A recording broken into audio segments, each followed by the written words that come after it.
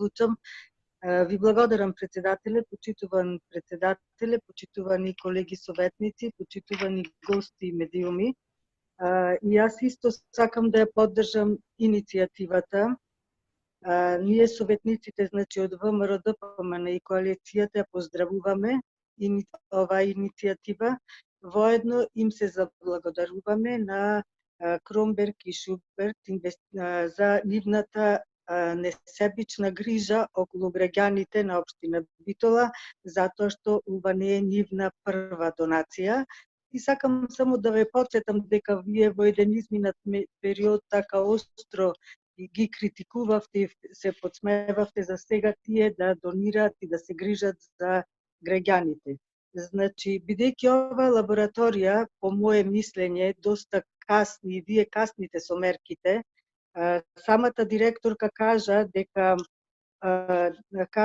е потребно време од една страна да се направат градежни работи, од друга страна треба да се испратат вработени на едукација, а од трета страна нели е потребна некоја валидација, да се добие сертификат за таа лабораторија, затоа што сепак се работи за една софистицирана опрема, се работи со високоризичен материјал.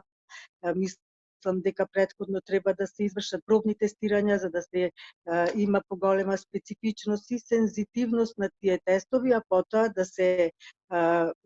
да се стави во употреба. Самата директорка кажа дека таа лабораторија треба да има 2+ стандарди, значи сепак за тоа треба време.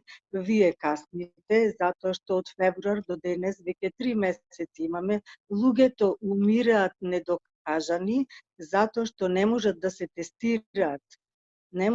тестираат. Знаете дека сме на прво место по смртност, по број на заболени, а по број на заразени во однос на бројот на жители исто така сме на прво место.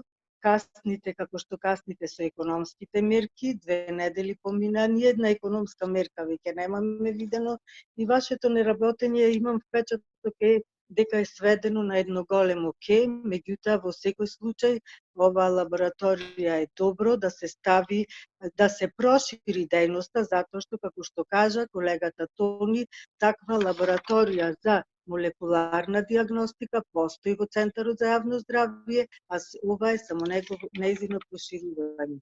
Ви благодарам.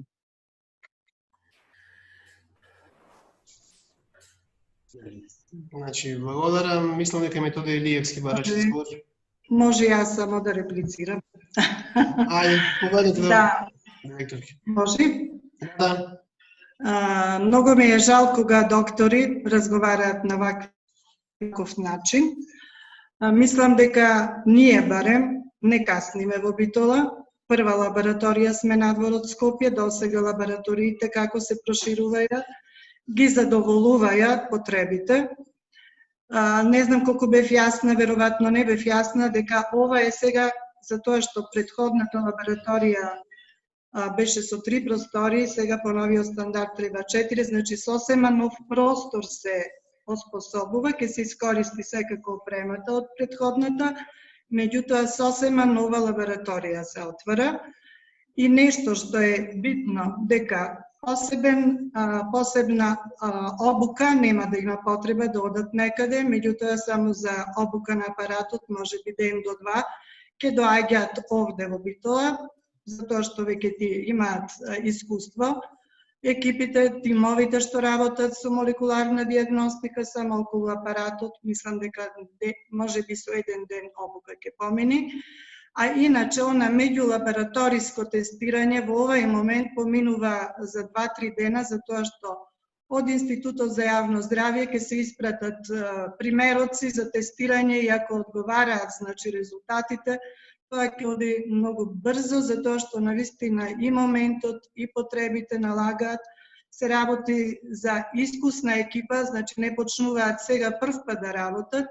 Она што оваа диагностика налага се само мерките, само на заштита и можноста за контаминација при работа. Иначе се друго останато, значи нема да има потреба од некој долг период на обука на се, затоа што веќе се работи оваа диагностика. Благодарам.